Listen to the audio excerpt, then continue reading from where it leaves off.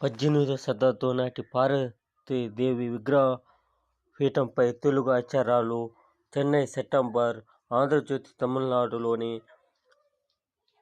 తిరువల్లూరు జిల్లా పొన్నేరి తాలూకా తిరుపలవనం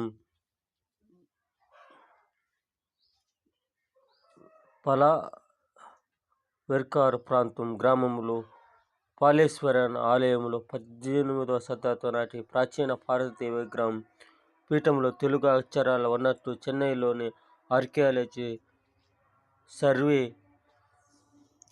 తెలిపింది. ఈ విధంగా పార్వతీదేవి విగ్రహాలు, అన్ని దేవతల విగ్రహాలు మనకు అప్పుడప్పుడు దర్శనమిస్తూ ఉంటుంది. ఆనాటి కాలంలో ఎంత చక్కగా విగ్రహం